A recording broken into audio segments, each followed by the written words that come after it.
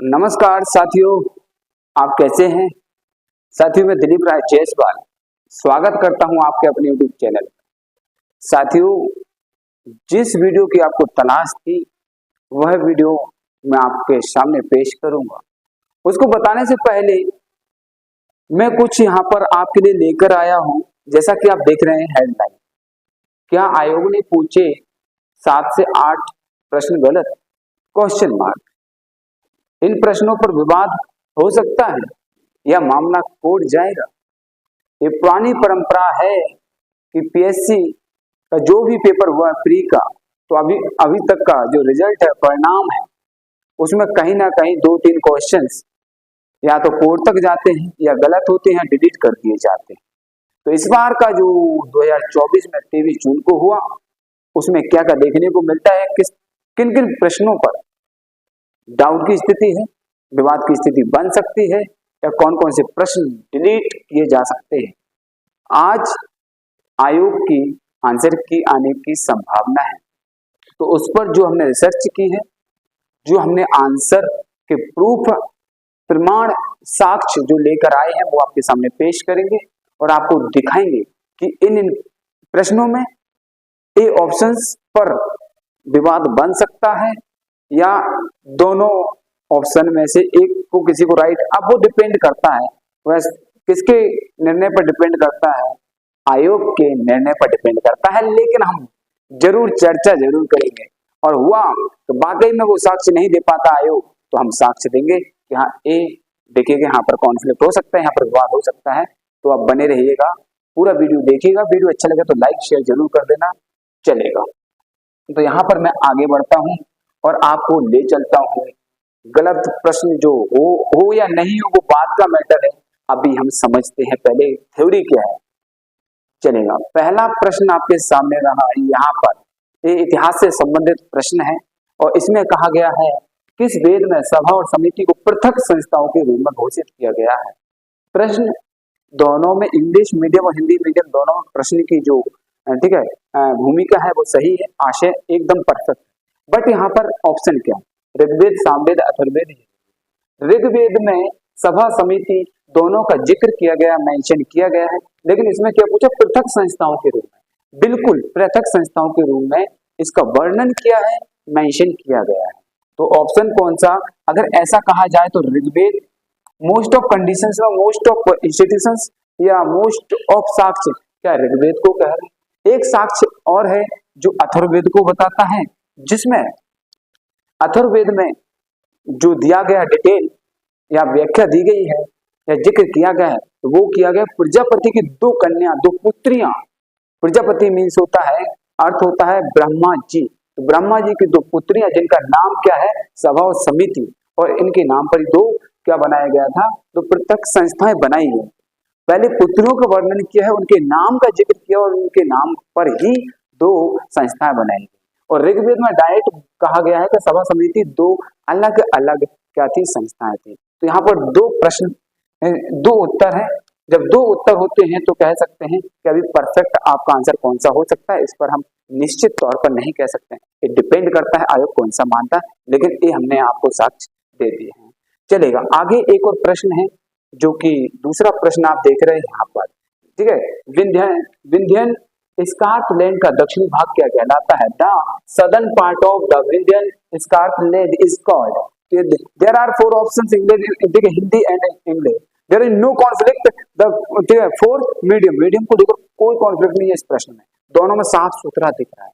But यहाँ पर conflict क्या है, एक अमरकंटक पठार और भांडेर, ठीक है, भांडेर पठार, अमरकंटक प्लेट्यू और भांडेर प्लेट्यू, ठीक है। अब यहाँ पर डिपेंड करते हैं दोनों मीडियम को, तो मीडियम में ऐसे में कोई बड़ा इश्यू नहीं है। यहाँ पर विषय क्या आता है, जो अमरकंटक है, और यहाँ पर आपको पता है मध्य प्रदेश का जो मैप होता है, सिंपल था, देखो मैप ज्यादा अच्छा नहीं बताऊंगा, फॉर्मली, ठीक है, नॉर्मली आपको यहाँ पर बना दिया। ये आपके सामने एमपी का मैप आपकी खुली आंखों से दिख रहा है और आपने पढ़ा भी होगा। यहाँ पर क्या होता है, ठीक है, ये अपनी क्या हो गई है, जो अपनी, ठीक है, कौन सा अमरकंटक, अमरकंटक की जो श्रेणी है वो कहाँ तक जाती है, दक्षिण तक।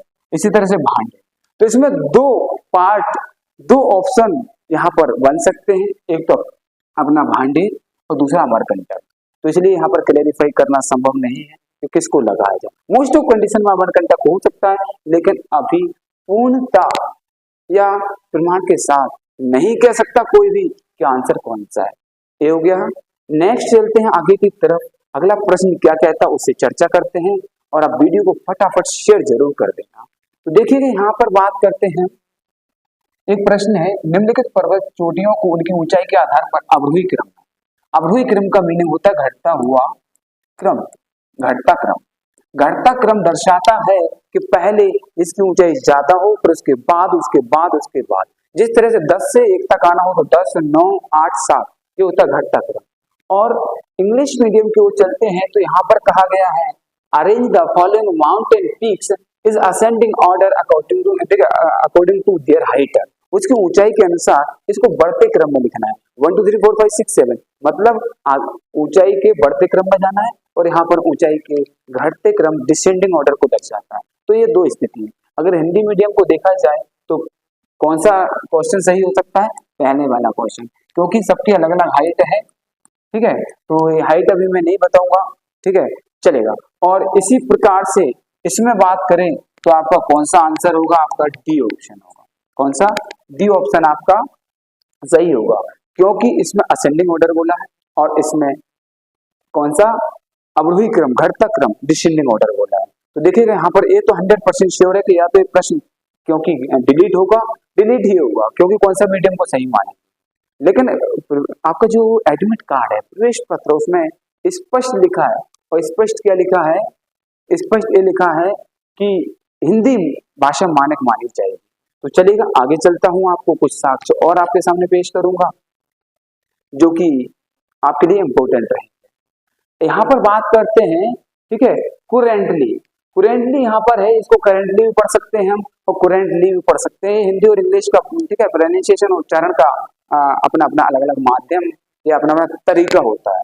तो इस पर आप कंफ्यूज ना हो, आप डिटेल पर जाएं।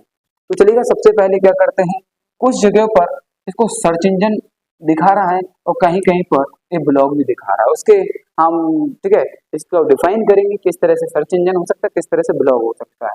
इंग्लिश में भी कोई प्रॉब्लम नहीं है, मीडियम को लेकर कोई इश्यूज में नहीं है। मीडियम को लेकर मात्र एक ही प्रश्न में है, जो हाइट को लेकर है, जो माउंटेन, जो रेंज है हमारी, ठीक है। कुरेंटली या करेंटली जो आपके सामने देख पा रहे हैं, आप यहाँ पर देखिएगा, जैसे ही यहाँ पर बात करते हैं तो एक सर्च इंजन को शो करता है, ठीक है, या हाईलाइट किसको कर रहा है? सर्च इंजन को कर रहा है। और एक्स करेंटली, तो जहां पर एक्स लग गया तो इसको तो हम चर्चा ही नहीं करेंगे, ठीक है, बिकॉज क्योंकि इसमें एक्स ऑलरेडी लगा हुआ। हम किस पर बात करें? कुरेंटली या करेंटली पर बात करेंगे, ठीक है। इसी प्रकार से एक तो एक सर्च इंजन हो गया, फर्स्ट ऑप्शन भी हो सकता है। नेक्स्ट इसकी डिटेल आपके सामने पेश करेंगे, और वो क्या कहती है और इससे क्या हमको समझ आता है, यहाँ पर देखिएगा। ये आपके सामने, ठीक है, एक तरह से कह सकते हैं जो डिटेल ओपन होती है, जैसे हम कुरेंटली लिखते हैं, और यहाँ पर जो कुरेंटली लिखा हुआ है, अब देखो इसके फीचर्स, प्राइसिंग, ठीक है, FAQ, ब्लॉग, यहाँ पर एक ऑप्शन आता है ब्लॉग। कुरेंटली के अंदर ही एक ब्लॉगिंग की प्रोसेस है, या इसका एक फीचर्स है। तो ठीक है, इसका मतलब, या ठीक है, हम क्या वी कैन से कि कुरेंटली एक ब्लॉग भी हो सकता है।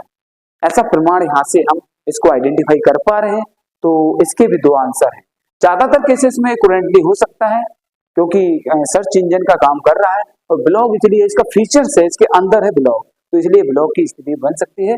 अब ये डिपेंड करता है आंसर की में क्या आयोग क्या करता है। लेकिन अभी तक की जो प्रवृत्ति रही है, ट्रेंड रहा है, आयोग के एक दो प्रश्न हमेशा बिल्कुल डिलीट होते हैं, या कहीं ना कहीं कहते हैं मामला कोर्ट तक जाता है। हो सकता है पेपर बनाने वाले रहते हैं, तो कभी जल्दबाजी में कोई डेटा उठाया, हो सकता है वो डेटा उसके एक और आंसर कोई होता है, तो ये विवाद की स्थिति है, मामला कोर्ट तक जाएगा जरूर, एक पक्का 100% श्योरिटी है। अब यहाँ पर बात करते हैं नेक्स्ट, एक और प्रश्न आपके सामने है, 2017-18 भारत के सभी कारखानों का कितना प्रतिशत? खैर ये बहुत गहन अध्ययन का विषय है, प्रश्न है, इसका आंसर पाना बहुत ही डिफिकल्ट था, लेकिन फिर भी बहुत सारे सोर्सेज कह रहे हैं, बहुत सारे इंस्टीट्यूशंस, बहुत सारे एक्सपर्ट्स, उनका मानना है कि 5% is the correct answer for this question, लेकिन but there is no correct answer. इसका कोई भी ऑथेंटिक या प्रमाणित या कहा जाए प्रूफ के साथ कोई नहीं कह सकता कि 5% कोई साक्ष्य रखे। बाकी बेसिक बेसिक सबने दिखा दिए कि हमारे नोट्स से है, हमारी बुक से है, ये हमारे यहाँ से टीचर ने पढ़ा है, वहां से पढ़ा। इसका डेटा अभी तक किसी ने भी नहीं दिखाया है और इसका एक जगह डेटा 2% भी शो कर रहा है और कहीं पर इसका डेटा 7 पॉइंट कुछ ऐसा मिला है। तो अभी ऐसा कहना संभव नहीं है। इस प्रश्न को अब अगर कोई साक्ष्य के साथ प्रमाणित करता है, शो अप करता है, या तब जाकर के हम मानेंगे। तो एक डाउटफुल क्वेश्चन है। आगे चलते हैं, देखिएगा यहाँ पर, अब आते हैं हम यहाँ पर। मध्य प्रदेश का एक योजना से संबंधित प्रश्न है और उस पर भी विवाद की स्थिति बन सकती है और बनेगी, तो चलेगा। यहाँ पर बात करते हैं, मध्य प्रदेश में आदिवासियों के लिए स्वरोजगार योजना किसके नाम पर चलाई? पहली बात, first of all, Madhya Pradesh सरकार की जो योजना है जनजातियों के व्यक्तित्व के नाम पर चलाई गई है। अब कौन सा व्यक्तित्व है जिनके नाम पर यह योजना चलाई गई है? तो यहाँ पर कुछ प्रमाण आपके सामने दूंगा, इसमें मीडियम को लेकर कोई इशूज नहीं है, ठीक है। इन whose name is the self employment scheme being run for tribals in Madhya Pradesh, तो मीडियम में कोई मिस्टेक नहीं। बाकी ऑप्शन पर जाते हैं, ठीक है, चलिए ऑप्शनल डिस्कस करते हैं, वी डिस्कस ठीक ऑन द ऑप्शंस। यहाँ पर दलपत साह, टंट्या भील, बिरसा मुंडा, रघुनाथ साह। तो एक साक्ष्य में स्पष्ट क्लैरिफिकेशन के साथ लिखा हुआ है सुनहरे अक्षरों में कि टंट्या मामा भील स्वरोजगार योजना मध्य प्रदेश सरकार की। एक में लिखा हुआ है बिरसा मुंडा योजना, इसमें इसके नाम के साथ में स्वरोजगार नहीं लिखा है, लेकिन इसके जो प्रावधान हैं, प्रोविजंस हैं, इसके कुछ अंदर पॉइंट्स हैं, उसमें स्वरोजगार लिखा हुआ है, कुछ राशि उसमें दी जा रही है। तो चलिएगा, क्या है इस पर भी हम डिस्कस कर लेते हैं, लेकिन टिक कर देता हूं, ज्यादातर केसेस में टंट्या भील है और कुछ कॉन्फ्लिक्ट की स्थिति यदि बनती है तो बिरसा मुंडा योजना को लेकर के बन सकती है। चलेगा, और भी मैं यहाँ पर डिस्कस करने वाला हूँ, उसकी डिटेल में चर्चा करेंगे हम।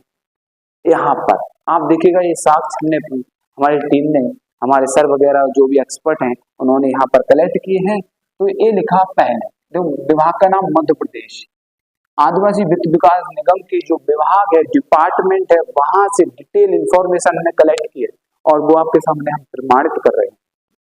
लिखा है टंट्या मामा आर्थिक कल्याण योजना नवीन योजना। यहाँ पर स्वरोजगार नाम का कोई भी शब्द नहीं योजना में नहीं, बट बात शर्त है इसके अंदर के जो पॉइंट्स हैं, बिंदु हैं, जहां पर वित्तीय सहायता, फाइनेंशियल, ठीक है, वो असिस्टेंस दी जा रही है, वहां पर चर्चा की गई है। कैसे की गई, लीजिएगा आप चर्चा का एक पॉइंट भी सुन ले। यहाँ पर कहा गया है सभी प्रकार के स्वरोजगार हेतु 10,000 से 1 लाख रुपए की परियोजना। जब 10,000 से 1 लाख की परियोजना है, स्वरोजगार के लिए है, तो स्वरोजगार इसके अंतर्गत दिया जा रहा है। तो इट मीन्स यह योजना भी टंट्या मामा की जो योजना है, नाम में स्वरोजगार नहीं है लेकिन इसके प्रावधान में है, तो हम यहाँ पर भी कह सकते हैं स्वरोजगार योजना इनके नाम पर भी है। तो एक कॉन्फ्लिक्ट हो गया।